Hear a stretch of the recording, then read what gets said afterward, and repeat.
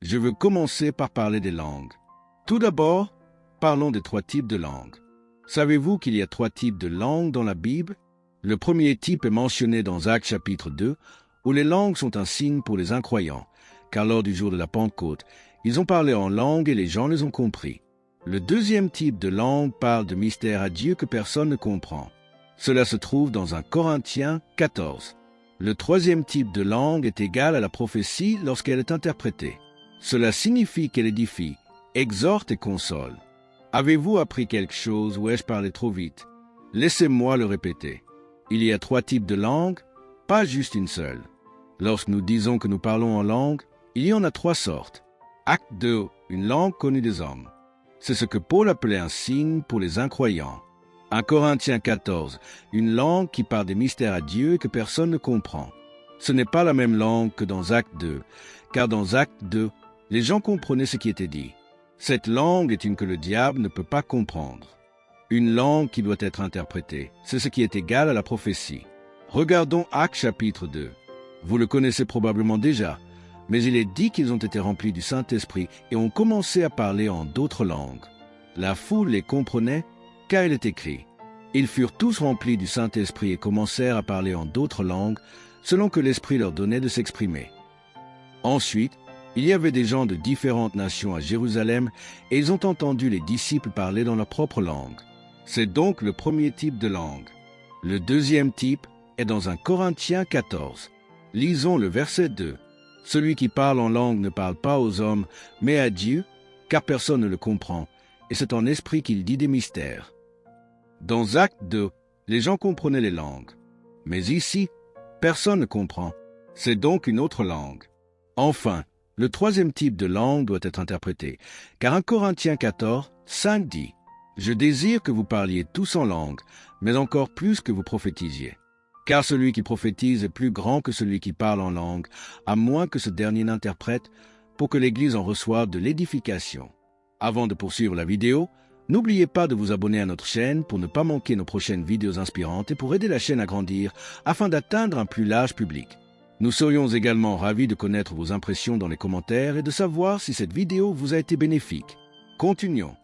C'est donc une langue qui est interprétée pour édifier l'Église. J'ai vu Catherine Kuhlman prier à voix basse en langue pendant ces réunions alors que la puissance de Dieu se manifestait.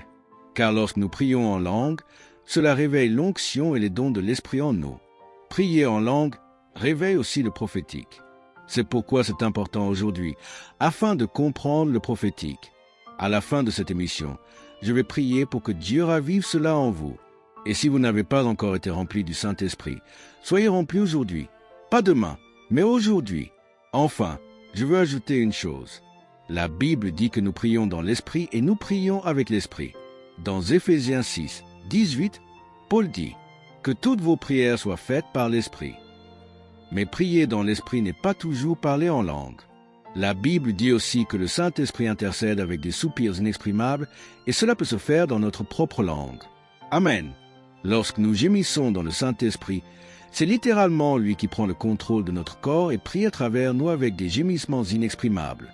Ces gémissements inexprimables ne sont pas une langue, mais plutôt un cri intérieur, une profonde intercession qui vient du plus profond de nous. Beaucoup de personnes ont mal compris cela et pensent que prier dans l'Esprit signifie automatiquement prier en langue. Oh non, non. Prier en langue, c'est prier avec l'Esprit, comme Paul l'a dit dans 1 Corinthiens. Je prierai par l'Esprit, mais je prierai aussi avec l'intelligence. Regardons rapidement 1 Corinthiens 14, car il y a tellement de richesses dans ce beau chapitre. Quel est le véritable but des langues? Mais voici les 2 raisons principales pour lesquelles Dieu nous a donné le don des langues. 1. Un signe pour les incroyants. C'est la première manifestation des langues mentionnée dans Acte 2, 4-6. Cette manifestation n'est pas fréquente, mais elle arrive. J'ai moi-même été témoin de cas où des personnes ont parlé dans des langues humaines qu'elles ne connaissaient pas, comme un signe pour les incroyants. Je me souviens d'un homme qui, lors d'une réunion de prière, a commencé à parler en hébreu, alors qu'il ne connaissait pas cette langue. Quand je lui ai demandé s'il savait ce qu'il disait, il m'a répondu non. C'était un signe pour les incroyants. Un autre cas s'est produit en Suède, dans les années 70, à Stockholm. Un terroriste est entré dans une église pour tuer le pasteur Stanley Kubrick, un ami à moi. Ce pasteur était très pro-Israël et ce terroriste voulait l'éliminer. Soudain, une femme dans l'assemblée a commencé à prier en langue. Sans le savoir, elle parlait un arabe parfait. Elle a exposé le terroriste, révélant son nom, son adresse, l'histoire de sa famille et même sa mission. L'homme s'est alors mis à courir dans l'église, criant « Seigneur, aie pitié de moi !» et se repentit ce jour-là. Personne ne comprenait pourquoi il pleurait jusqu'à ce qu'il explique comment cette femme, qui ne parlait que le suédois, l'avait démasqué par la puissance du Saint-Esprit. J'ai entendu le pasteur Stanley me raconter cela lui-même juste une semaine après cet événement. Un autre exemple se produit à Munich lors des Jeux olympiques dans les années 70. Après que des terroristes ont tué les athlètes israéliens, Dieu a conduit des jeunes missionnaires de IWAM, Jeunesse en mission, à prier en langue dans le village olympique. Sans le savoir, ces jeunes parlaient plusieurs langues humaines et de nombreuses personnes sont tombées à genoux en pleurant, car elles entendaient l'Évangile dans leur propre langue. Je vous promets que cela arrivera encore une fois avant le retour du Seigneur. 1 Corinthiens 14, 21-22. Il est écrit, « C'est par des hommes d'une autre langue et par des lèvres étrangères que je parlerai à ce peuple, et ils ne voudront pas m'écouter, dit le Seigneur. C'est pourquoi les langues sont un signe, non pour les croyants, mais pour les incroyants. » C'est exactement ce qui se produit dans Actes 2 et que j'ai moi-même vu dans mon ministère. Et je vous le dis, cela arrivera encore. 2. Le don des langues nous édifie nous-mêmes. La deuxième raison pour laquelle Dieu nous a donné le don des langues, c'est pour que nous puissions nous édifier nous-mêmes, point ainsi. La Bible dit dans 1 Corinthiens, toujours dans le même chapitre, allons voir le verset 2.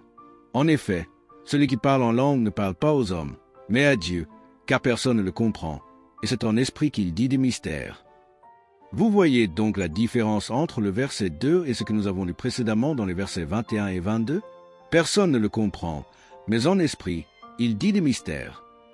Maintenant, si nous allons au verset 4, il est écrit « Celui qui parle en langue s'édifie lui-même ». Voilà, c'est la deuxième raison pour laquelle parler en langue est si important.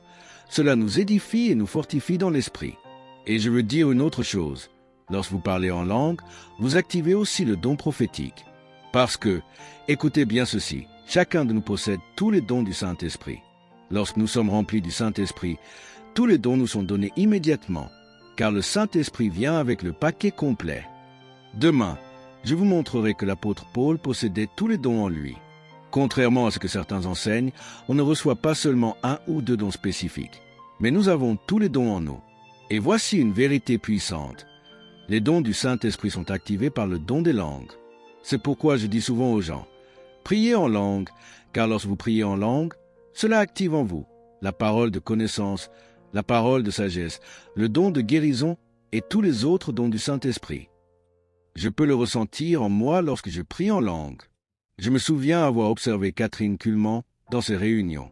Elle priait en langue à voix basse, ses lèvres bougeaient rapidement sur l'estrade, mais personne ne pouvait l'entendre. Pourquoi? Parce que cela activait l'onction et réveillait les dons en elle. À l'époque, je ne comprenais pas cela. Mais une fois dans le ministère, j'ai compris l'importance de prier en langue pour activer les dons en nous. Je pense que certains d'entre vous commencent déjà à prier en langue pendant que je parle. Alléluia! La Bible dit très clairement que le don des langues sert aussi à édifier l'Église. Si quelqu'un parle en langue, que 2 ou 3 ou plus parlent, chacun à son tour, et que quelqu'un interprète. Cela signifie que dans une assemblée, si quelqu'un parle en langue, il faut une interprétation pour que le message soit bénéfique à l'Église. Si personne n'interprète, alors il est préférable de garder le silence et de parler à Dieu seul. Ainsi, nous voyons que le don des langues a 3 objectifs. 1, un signe pour les incroyants, un moyen d'édification personnelle, 1 Corinthiens 14, 4. 3. Un outil d'édification pour l'Église lorsque le message est interprété, 1 Corinthiens 14, 27. Regardons maintenant 1 Corinthiens 14, 14-15. Car si je prie en langue, mon esprit est en prière, mais mon intelligence demeure stérile. Que faire donc? Je prierai avec l'esprit, mais je prierai aussi avec l'intelligence.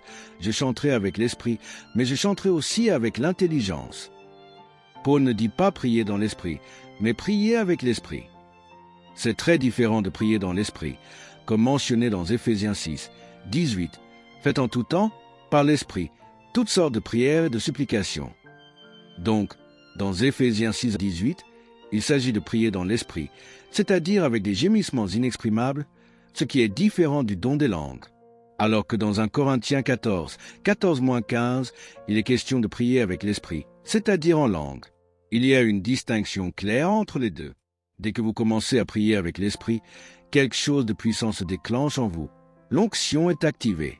Les dons du Saint-Esprit sont réveillés. La puissance de Dieu se manifeste en vous et à travers vous. C'est pourquoi je vous encourage à prier en langue tous les jours, car cela édifie votre esprit, active le prophétique et ouvre la porte aux dons spirituels dans votre vie. Alléluia! Dès que vous commencez à chanter dans l'esprit, vous semez la confusion dans le camp de Satan, car ce sont des mystères. Vous savez, le diable peut attaquer vos prières en anglais ou dans votre langue maternelle, mais il ne peut pas attaquer vos prières dans l'esprit. Voulez-vous savoir ce que je veux dire par là? Si vous dites oui, alors écoutez bien. Quand je prie en anglais, les démons de l'enfer, qui rôdent dans l'atmosphère, peuvent m'entendre. Nous ne les sentons pas, car nous sommes couverts par le sang de Jésus, mais il y a des oppressions spirituelles partout. C'est la raison pour laquelle, parfois, vous ne ressentez pas la paix dans certains endroits. Les forces démoniaques sont très actives dans le monde d'aujourd'hui. Quand vous priez en anglais, les démons écoutent et cherchent ensuite à contrecarrer vos prières. Mais lorsque vous priez avec l'esprit, ils sont totalement désorientés, car ils ne comprennent pas ce que vous dites et ne peuvent rien planifier contre vous. C'est pourquoi vous devez prier plus en langue que vous ne l'avez jamais fait auparavant. Je parle à chacun de vous en ce moment. Priez plus en langue. Paul a dit, « Je rends grâce à Dieu de ce que je parle en langue plus que vous tous. » 1 Corinthiens 14:18. Il connaissait le secret. Il a lui-même combattu des bêtes sauvages. 1 Corinthiens 15:32. Et il savait que la prière en langue était une arme puissante. Je me souviens d'un moment en Israël où l'ennemi m'a attaqué juste avant un service. Je suis retourné rapidement dans le bus, j'ai prié en langue et je suis revenu pour prêcher avec puissance. Aimée Sample McPherson, une puissante femme de Dieu, était un jour à London, Ontario. Rien ne se passait dans son service. Le réveil ne venait pas. Elle a alors sauté hors de l'église, est allée au centre-ville, est montée sur une chaise et a commencé à prier en langue. Les gens pensaient qu'elle était folle, mais une foule s'est rassemblée autour d'elle. Lorsqu'elle a ouvert les yeux, des centaines de personnes étaient là. Elle a crié « Suivez-moi à l'église !» Et tout le monde l'a suivie. Elle a ensuite fermé les portes et un puissant réveil a éclaté. Pourquoi? Parce que quand vous priez en langue, les démons fuient comme des lâches. Et quand vous chantez en langue, vous recevez le chant du Seigneur. C'est ce dont j'ai parlé hier, et certains d'entre vous ne l'ont peut-être pas encore saisi, mais nous allons y revenir demain. Le chant du Seigneur doit revenir dans l'Église. Écoutez bien, le chant du Seigneur est lié au tabernacle de David. Oh, je sens une puissante onction en ce moment. Dieu a promis de restaurer le tabernacle de David, Amos 9:11. Mais qu'est-ce qu'il faisait dans ce tabernacle? Il chantait des psaumes. Et que sont les psaumes? Ce sont des chants donnés par Dieu à David, le doux psalmiste d'Israël. Quand nous chantons en langue, nous réveillons et rétablissons ce tabernacle dans notre propre vie. Il y avait deux tabernacles, celui de Moïse et celui de David. Le tabernacle de Moïse parlait du jugement. Si vous veniez sans le sang, vous mourriez. Si vous vous approchiez sans être pur, vous mourriez. Le tabernacle de David parlait du chant et de la louange. Alléluia! Le tabernacle de Moïse était sous la loi, un lieu de sacrifice. Mais le tabernacle de David était un lieu de chant et de louange. À chaque fois que vous chantez en langue, vous réactivez le tabernacle de David en vous. Alléluia! Et non seulement cela, mais prier en langue active le don prophétique. La Bible dit dans 1 Corinthiens 14:5, « Je désire que vous parliez tous en langue, mais encore plus que vous prophétisiez. » Pourquoi? Parce que la prière en langue déclenche le prophétique. L'âme est rafraîchie, l'esprit est élevé. Paul parle dans Ésaïe 28, 11-12 de la rafraîchissement spirituel à travers les bouches balbutiantes et les langues étrangères. Oh, combien de fois ai-je été rafraîchi dans le Saint-Esprit en priant en langue? Pendant la pandémie de Covid-19, alors que tout le monde était dans la peur et absorbé par les nouvelles, moi, je priais en langue. Priez en langue. Activez le prophétique. Réveillez le chant du Seigneur en vous. Car lorsque vous priez et chantez en langue, les démons fuient, la gloire de Dieu descend, et le réveil éclate. Alléluia! Je ne regarde plus les actualités, je ne regarde plus la télévision, je n'ai même plus le câble. J'ai annulé tous mes abonnements, Direct TV et le câble. Il n'y a aucun moyen pour moi de regarder la télévision. Le Seigneur m'a parlé il y a 3 ans et demi. Il m'a dit, arrête de regarder la télévision. Et je l'ai fait. J'ai commencé à observer ce qui se passe autour de moi et franchement, certains ont perdu la tête. Même dans l'église, certains pasteurs sont concernés. Alors, j'ai commencé à prier en langue plus que jamais auparavant. Vous voulez parler de rafraîchissement spirituel? Vous voulez parler de force dans le Saint-Esprit? Je voyage sans cesse entre ici, la Floride et Dallas, et rien ne me touche, absolument rien. Prier en langue vous protégera dans ces temps difficiles. Alors il est temps de commencer. La prière en langue rafraîchit l'âme et le corps. Ésaïe 28, 11-12 dit, « C'est ici le repos, laissez reposer celui qui est fatigué. C'est ici le rafraîchissement. » La réponse est là. Priez en langue et vous serez renouvelés. Je ressens l'onction de Dieu en ce moment. Je ne veux plus attendre. Je vais prier dans le Saint-Esprit maintenant. Levez vos mains et commençons à prier en esprit. Je vais prier pour vous maintenant, afin que Dieu vous renouvelle et vous remplisse à nouveau du Saint-Esprit. Si vous n'avez pas encore été rempli, c'est le moment de vous repentir. Faites ce que dit la Bible dans Actes 2, 38. « Repentez-vous et soyez baptisés, et vous recevrez le don du Saint-Esprit. » Pierre a dit, « Repentez-vous et vous recevrez le don du Saint-Esprit. » Si vous avez péché, comment Dieu peut-il vous remplir ou raviver le feu en vous? Demandez pardon maintenant. Repentez-vous, et Dieu vous bénira à nouveau. La Bible dit aussi que vous devez écouter la parole de foi. La foi vient de ce qu'on entend, et ce qu'on entend vient de la parole de Christ. Romains 10, 17. Je vous ai enseigné et prêché, et cela a activé votre foi. Paul a dit, « Je prierai avec l'esprit, mais je prierai aussi avec l'intelligence. » 1 Corinthiens 14, 15. Maintenant, en Jésus-Christ, Père céleste, remplis-les du Saint-Esprit maintenant. Seigneur, purifie-les avec le sang de Jésus. Saint-Esprit, descends avec puissance. Remplis-les de ta puissance. Seigneur, soyez remplis à nouveau du Saint-Esprit. Soyez remplis maintenant. Soyez remplis au nom de Jésus. Il y a une très douce onction en ce moment. Quelqu'un ressent cette présence glorieuse? Je vais mettre un chant de l'un de nos croisades, et je veux que vous receviez cette onction divine. Soyez remplis du Saint-Esprit. Soyez renouvelés.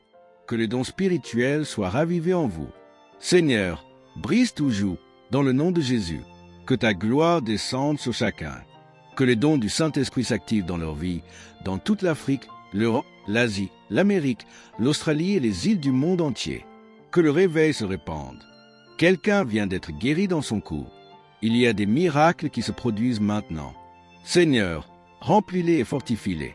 Soutiens ceux qui sont persécutés dans le monde entier. Visite-les par tes anges. Seigneur, Église, commencez à prier en langue tous les jours. Prenez cette décision maintenant. Je vais aussi prier pour vos finances. Père, au nom de Jésus, pourvois à chaque besoin financier. Je brise l'esprit de pauvreté sous cette onction divine. Maintenant, recevez cette percée dans le nom de Jésus. Je brise ce besoin financier au nom de Jésus. Seigneur, tu as dit dans ta parole, « Je n'ai jamais vu le juste abandonné, ni sa descendance mendier son pain. » Psaume 37, 25. Tu as promis que si nous donnons, nous recevrons. Tu as déclaré que si nous persévérons, nous serons récompensés. Seigneur, que la prospérité vienne maintenant sur ton peuple. Seigneur, comme tu as transféré la richesse des Égyptiens aux Israélites avant leur sortie d'Égypte, tu prépares aussi une bénédiction financière pour ton Église avant l'enlèvement. Accomplis ta parole. Seigneur merveilleux, nous ne manquerons de rien. Nous ne serons pas dans l'inquiétude, pas un seul jour de notre vie financièrement. Seigneur, je te rends toute la louange et toute la gloire. Alléluia. Maintenant, voici ce que vous devez faire. Semez une graine dans l'œuvre de Dieu. Ne manquez pas demain. J'ai encore beaucoup à partager sur ce sujet et sur la prière en langue. Invitez vos amis, même ceux qui ne comprennent pas encore ces choses. Dieu pourrait les sauver et les remplir du Saint-Esprit demain.